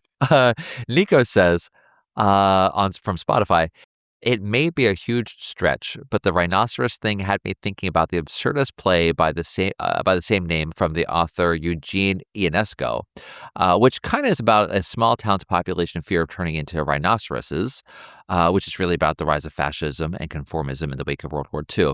So I took it as a way of furthering the spreading of sparkle and the world turning darker again. And of course, we're referring to Stephen tweaking out in the woods in the last time that we get to see him, hanging out there with Gersten. I don't know. I am not familiar with this play. I did look up the author and saw some of these absurdist things. I think it probably could be connected. If you look up this author's name and Twin Peaks: The Return, you find that Deadline's making similar connections. They compare Lynch to a modern day Eugene Ionesco. You probably are more familiar with them than me because you're better. I'm not actually. You're well read. I'm very well read. I'm just like a old comic book guy. Thinking about plays from that time, I mean, whether they're absurdist or Dadaist, but dealing with the horror of World War II, but the connection of that with that sounds cool. Unfortunately, the rise of fascism in modern day parts of the world. Yeah, I could definitely see that, and I could see that too with Frost, Mark Frost being maybe an influence for him. But again, even if it wasn't there, the fact that you're reading into it is completely cool and valid and something for you to think about, as a friend of mine might say. We got our friend H over on Spotify, who says, for the longest time, I bought into the claim that the imposter Jeffries on the phone was Sarah Palmer's voice pitched down Eric. I had never seen that before. But again, I wasn't reading a bunch of fan theories before watching this, so I didn't know that was a theory that was out there. But H goes on to say, but after learning that isn't true, I'm all on it being Earl. Of course, there's a precedent of him dressing up as or impersonating other people. It also makes a lot of sense for him to be this unseen person behind the scenes pulling strings to work against Cooper, just like he did with the chess game in season 2. Yeah, no, I feel like we're bringing all these people on the Earl train. Yeah, we got no people coming on here saying, Eric, you dumb piece of such and such. It totally makes sense. Earl gets out, he shoots Leo, he takes the briefcase, right? Because he has the same kind of briefcase, so he knows how to talk to Mr. C. He hates Cooper. It totally makes sense. He loves to dress up. If you're going to have to give somebody a owl cave ring, and you need somebody to impersonate a guard at the Yankton Federal Prison, who are you going to get? James? The little thing is, though, Nicky? No. It really ought to have been Wyndham Earl dressed up as Margaret Lanterman giving the ring. Sure, Margaret sure. Lanterman as a prison guard giving the, or all of the costumes put together. Or you could have or Earl when he was like the biker at the Double R as like behind jail, like fuck you pig, and then like hey, here's a ring, and he can hand it to you. Oh my But God. yeah, it's got to be Earl. Now I want a composite of one Earl with all of the pieces of the different characters put together, like Margaret's hair with a biker mustache. Oh, it'd be really, really great. Smoking a pipe. I think we got to do an Earl video because it's getting a lot of play here. People seem to like it. You keep laying it down. People keep picking it up. Coming back to the Patreon, we got Matt W., who says, following along the lines of Cooper moving from inside the story to somewhere much closer to our world, I'll posit this. Cooper doesn't change the way Diane does after the ritual. The Cooper that leaves the Red Room with a purpose is the real Cooper. Cooper isn't exactly warm and friendly when Diane asks if it's really him and doesn't ask her to kiss him before they cross. He tells her to do so. Even when he's sure of the plan, in the original series, he's warm and respectful for his colleagues and friends. Compare the affection Cooper shows Diane in the dream part of 17 to his actual stepping out in part 18. So this is interesting, saying that everything up to we've seen at this point, the Tulpa show version of Cooper is not the real one, but him stepping out in 17 is now, or in 18 is the actual real version of Cooper with all the niceties cloaked around. I think it's a different take. We talked about it a little bit, right? That it is a combination of Mr. C and Cooper, and that it really is more of a real. It's closer to that top level of reality outside the story. Yeah, from my recollection of the way that we discussed it, you're kind of putting it as like he's kind of unified now. The two parts of him are together. In this way, I think maybe Matt is saying a little bit a similar thing, but from a different kind of angle, that the Cooper that we saw in the show is not the real one. But now that he's coming out of the show, he's becoming more real. Same result, and maybe it's really saying the same thing, but just maybe a slightly different kind of accent on it. Thank you for kind of agreeing with us or having your own slant on that. That's cool. Matt goes on to say, also in the original series, Diane is the audience surrogate. Cooper delivers exposition straight to her, and it's how we know we are hearing exactly what he thinks. Him answering Diane means this is the real Cooper, whatever that's worth. I think there's a lot to unpack, but whatever that's worth is in here. That wasn't me editorializing. Matt goes on to say, I think there's a lot to unpack about how the real Cooper treats Diane in part 18, and both as a woman, we are told that he has a genuine affection for, and as the audience surrogate. So that's I was kind of mentioning that before as well with the Diane and Naido thing. This is kind of what was sparking my idea there, but take it where you will. Yeah, we covered a bit of this, like that. Maybe I'll just say it all again, but like the Cooper that awakes is a much different character than the one we've come to know, especially even in 17, even this nicer version of Cooper that clearly is treating Diane in a much different way is wiser and older than the one that we had seen even in the original series. And in part 18, when he becomes Richard, even though he calls himself Cooper, for me, I refer to that character as Richard, is a Cooper Mr. C made whole. So this idea that he's more real, this is more the real Cooper, I think is a very interesting point that you're making there. And I think he most certainly is a fictional character. That's the way I look at it anyway. Yeah. He is a fictional character that has awakened so much, and he has so much intense awareness of the boundaries of the story that he's in. Because he's been on both sides of the story. He's been outside of the story. Yeah. He's been in the ocean of pure consciousness. He's re-entered the story. He's lived an entire life and then died and then was reborn. And with that knowledge comes arrogance and hubris. And you see these things manifest as he's demanding, what do we do now? You turn the light off and you come here. And the way he's talking to Diane when she becomes Linda, and the way he talks to the waitress, and he doesn't say things like, it's clearly a different person. But I think that comes from this influx of total knowledge and Judy of being inside and outside of a story. But do you want to speak specifically though to the Diane as the audience surrogate and that relationship part of that? I don't know, because I don't know if I completely understand it. maybe you might have a better take on it than I do. Well, the way that I see this, in the original series, we never see Diane, and it's just not a running joke per se, but it's just a thing that the audience kind of gets invested in. Who is Diane? And some people thought she might not even be real. Like they were like, "Oh, Diane is just the name of his, whatever." His tape recorder? Totally. I remember people saying that. Yeah, no, I got you. I remember you saying that before, which I thought was a really funny thing. But yeah, but it is Cooper is a means of exposition so that we can get caught up on his thinking or little recaps of what's going on or get some backstory so it's a narrative device that we have. But it is meant for the audience. So whether it's an audience surrogate, but it is very much a device for the audience. And we never get to see her, so much so that in The Missing Pieces, there's a deleted scene of Cooper face to face with Diane in the same space as her, breathing the same air, and we still don't get to see her. But he gets to talk about her and to her, and we never get to see her. So throughout all of this to that point, she had been this audience surrogate or this imagination, which is why, it's so striking when we first see Diane at the bar when Albert goes to find her, see the back of her, and that moment of her turning around and seeing Diane is so striking. It's this kind of, I don't know, again, to say, like, for the audience, this fan wish fulfillment we actually get. All right, some people hated it, so maybe not. Maybe it's a nightmare for some people who never should have seen her. For me, it's great to kind of get this character that we've lived with for all these years, but didn't really get a lot of story. Then we get her throughout all this.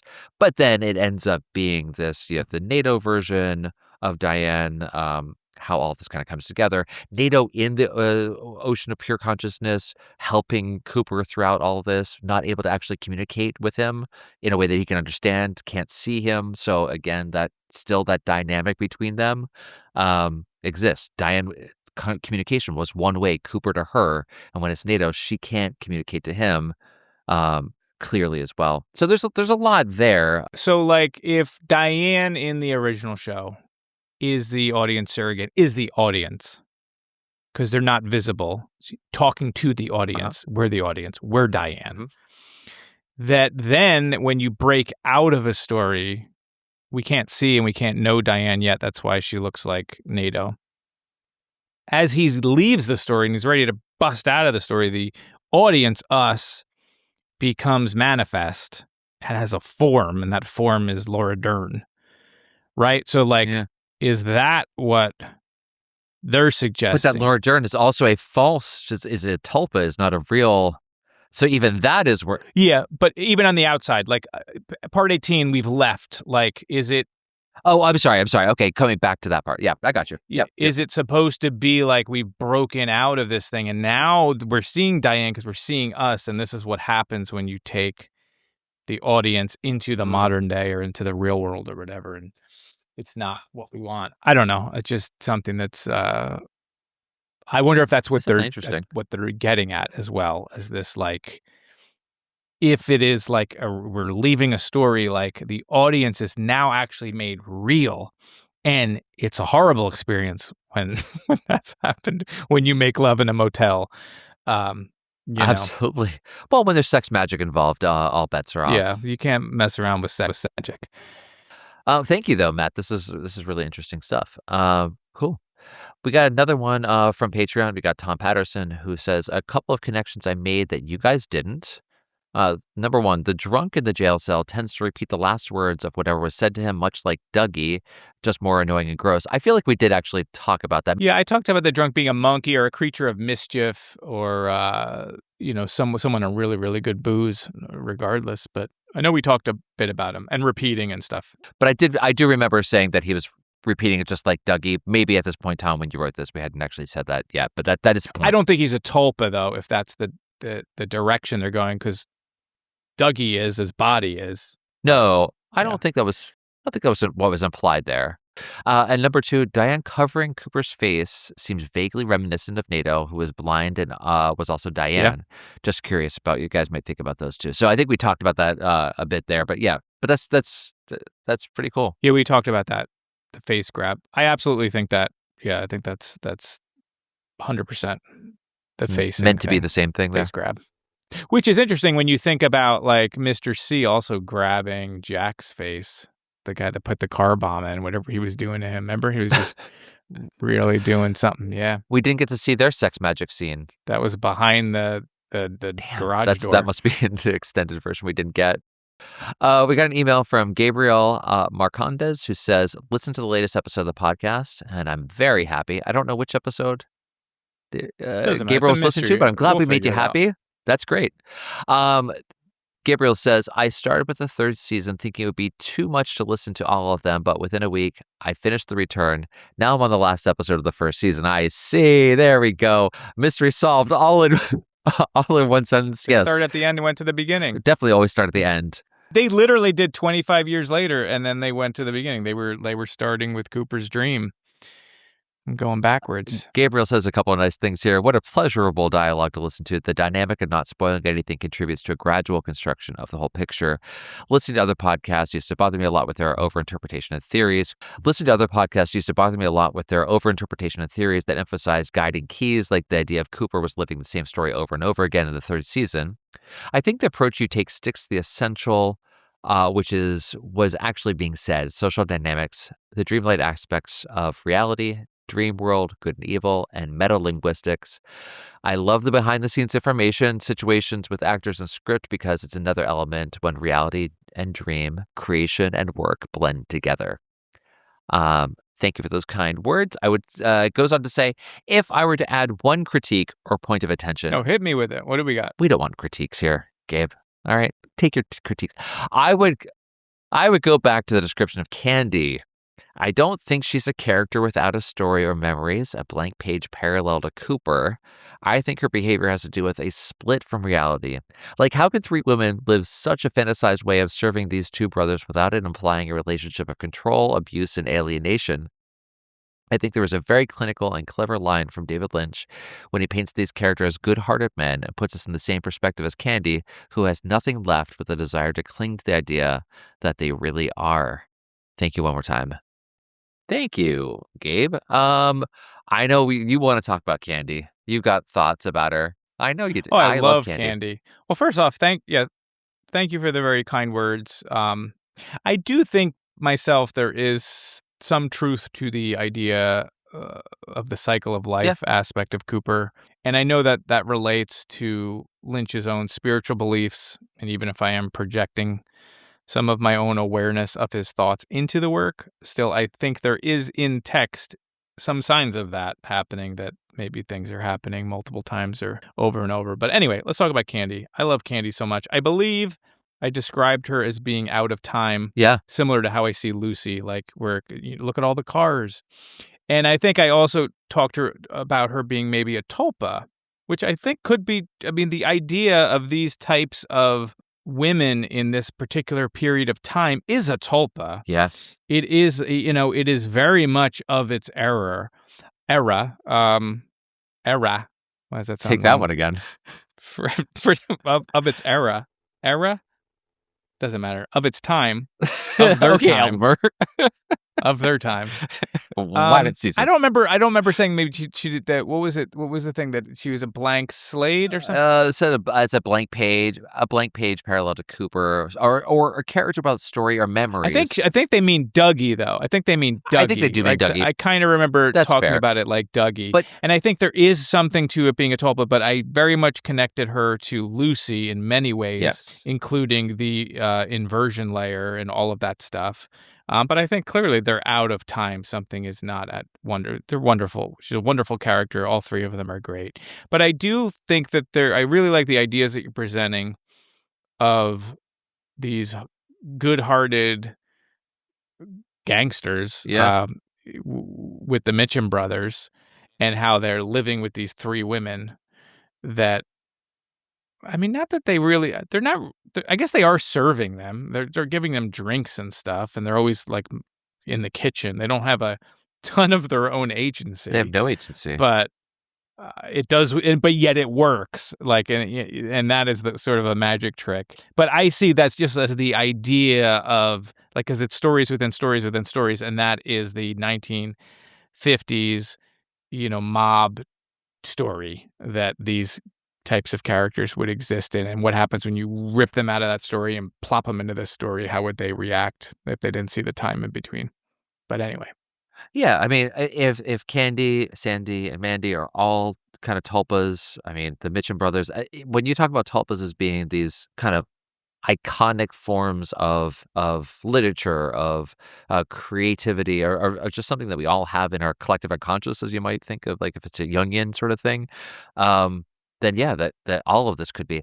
I like that you have this point of view, Gabriel, around, maybe there is this kind of darker side, that there is this implied sense of control and abuse, and that Candy's crying jag and then her kind of manic hysterical, like, the laughing in the limousine and all that, is this some sort of like alienation, symptom or alienation in ways she's coping with it. I think that's great. That's really interesting. I'm going to choose not to kind of go down that path because I kind of prefer this, like, well, I mean, maybe it's the easy way out, but I just kind of like this kind of dream-like fantasy that they present, and that the relationships that they have. But there's definitely something unsettling Sure. about their relationship overall, especially in Candy, and maybe it's in the other two because they have absolutely no agency. No, they're completely vacant. Whereas Candy seems to be someone who's almost kind of waking up. So many cars, like all of that is really interesting stuff. Cool. Yeah, and one thing with the tulpas too, like there's all these different levels of the return. There is the story level, the characters in the story that are part of the very base level narrative in which you pull a hair out of your head and you give it to the tulpa factory and they crank out a tulpa. Yep. And then there's the concept of just what a tulpa is, which is just a thought form that if you believe in something enough, it becomes true. And if two writers get together and they believe in a world, it becomes real to them. And then if a bunch of viewers watch that world and believe in it, hundreds of thousands, then it becomes real and it becomes manifest. So when we say like they're tulpas and this idea of this type of crime story and these types of characters that would exist in this story and the cigarette girl look and all of that thing, I'm not saying anyway, I don't know where Dan's landing. I'm with you. That the Mitchum brothers pulled the hair off somebody and gave it to Bob and cranked out three candies. It's just this idea of creativity and ideas and stories colliding in a world of dreams. The way that you said it before of like plucking them out of one story and dropping them into this one is a really great way of thinking about that. Is they're taking that idea that people have had for decades from the 40s and 50s and all that and dropping them here. Totally makes sense. Paul's back and says, hi, Eric. We'll just pretend I'm not in the room. I got a chance to watch Little Girl Live Down the Lane. Fantastic movie. Dark, progressive, ahead of its time. Jodie's performance was remarkable. I recall you may have mentioned there was it was a favorite of David Lynch's, or was it? Did he borrow certain themes from the movie? What's your take on it? I can't believe it was free on YouTube. Everyone, rush YouTube. It's free. Definitely should be more well known than it is. Ed, thanks for the recommendation. Have you considered covering this movie with an episode? So many more ideas for us to keep this thing going forever. But Eric, do you recall, was it a favorite of Lynch's? First off, no, I did not say it was one of Lynch's favorites. Cool. I'm not sure if he saw it or Mark Frost has seen it, but the fact that it's name-checked twice and it fits in with the themes, I think there's probably a pretty good case. But of course, it's from Baba Black Sheep. It's from an old nursery rhyme, so it doesn't mean that they've ever seen it or not. So I don't know. I did not say that, but it's possible. It's I think kind of likely because the way that it fits in. I also would not want to cover it. I had mentioned there's a podcast called The Full Blossom of the Evening that did a wonderful episode on that film and on the book of which the film was based and on its connections to David Lynch and Twin Peaks, The Return, so I would recommend that people seek that out. Awesome. Thank you very much, Paul. We got one from Denise Burge who says, hi, Eric. Again, just chopped liver sitting over here. I'm watching Twin Peaks, The Return for the third time. along with Meanwhile podcast, and I'm loving it. I have a question, however. In part 8, when Nine Inch Nails is playing on stage, a projection is cast over their bodies and onto the wall behind. I'm a video artist, and I know that this is enlarged, almost abstracted video because of the red, green, and blue bars that create the video image. What drives me mad is wondering what that video is. The darker side of my sensibility wonders if it is footage from Laura from the inside of the train car. We only get tiny glimpses of moving imagery behind the band, so I'll likely never learn what the source is. I've listened to a few podcasts about the return, but haven't yet heard anyone discuss this. Any thoughts or maybe wishes? Thanks for your incredible show. Thanks, Denise. I am aware of that projection, and I've actually I emailed Denise back immediately with what I'm about to read, so Here we she's go. like, "You said that already." Trent Reznor talked about it in an interview he did with Fangoria, which I'll leave in the show notes. But it doesn't say what it was. The only thing it really says, what they discussed, was they wanted this projection to look like what you might bring if you were a band the size of a band that'd be playing in a bar like that. Which, you know, doesn't tell you anything. It certainly could be a shot from Twin Peaks, but I don't know. I think it's interesting to think of in the context of how that scene appears in part 8 of all parts, that it could be. I don't want to think it's a violent thing, although certainly the lyrics, you know, she's gone away. I don't know. It's something to think about. Hope it's not the train car, the carnage in the train car, but it's neat. Thank you, Denise, for that. Super interesting. Hopefully we'll get to the bottom of what that video could be. The last two are from YouTube, by the way, and good luck saying GA1ARGA wax wakes. Galarga wakes. Galarga wakes. Galarga wakes. All right. Galarga wakes says that I have a feeling Dan just opened a portal. I just said it 3 times too. Shit. It's just like the beginning of Evil Dead. Oh, well, it was nice to know you. Galarga says, Ana de la Reguera, I can't say it, is a Mexican actress. Her last name is pronounced more like Reguera. So, Ana de la Reguera. And the first R is a strong Spanish R. We call it double R, Reguera. I'm terrible at rolling my R's, but I gave it a shot. Galarlax, that's the best I can do to explain the sound. Saludos. Sorry for butchering that live on the air into your ear holes. Yeah, we think we butchered everything, but you did a much better job than I would do. And I also would love to know how to pronounce Galarga wakes. I think it's wakes because it's W8X, which is like wakes. Wakes, like Galarga wakes. Well, where do you put the in there? Okay. Okay. Thank you for the correction, though. Yeah, thank you for correcting me. Anna, as we know, played Natalie in the Roadhouse and was talking to Abby about how Angela was with Clark. And then Trick came in. Then Trick came in, and he had just gotten run off the road. Crazy. Yeah, well, that's how we're going to end it, with a correction of my butchering of many names. And me getting to butcher it all over again. So looking forward to the correction to my correction. It's going to be great. I've gotten them all wrong. I'd say names wrong. Okay, Dan, I think that's it. I think we hit the end of the last envelope. Thanks, everybody. Yeah. If you wrote us and we didn't read it and they're like, I know I said something, you can reach us at Patreon. I think the best place is Patreon. There's a section in Patreon. It's called like Ask Eric and Dan or something like that. Put it there. Then you know you're going to get it read. Or you can email us. Whatever, it's fine. You contact however you're gonna do it. Who am I to tell you how to write in? I'm tired, Dan. My voice sounds like shit now, so okay. Bye. Bye. Thank you for listening to the Meanwhile podcast with Dan Johnson and Eric Grissom. If you would like to support the Meanwhile podcast, join our Patreon. It's available right now. You can sign up, and for just a few dollars a month, you can keep this show going, and you can get access to some exclusive podcasts and some secret stuff that you're not going to find anywhere else. So if you'd like to join, go to ericgrissom.com/meanwhile and look for the Patreon link. If you like our show, please consider rating and reviewing the podcast on Apple Podcasts, Spotify, or wherever you're hearing this now. Meanwhile is produced by Eric Grissom and Where's My Robots. The Meanwhile theme song is written and performed by Paul Finn and Evening Pines. If you want to let us know what you thought of the show, you can reach Dan at danjnj.com, both on the web and on Blue Sky. Eric can be found on Blue Sky at ericgrissom.com, which is also his website. It's also me, right? That's weird. We'll see you again, and in the meantime, be good.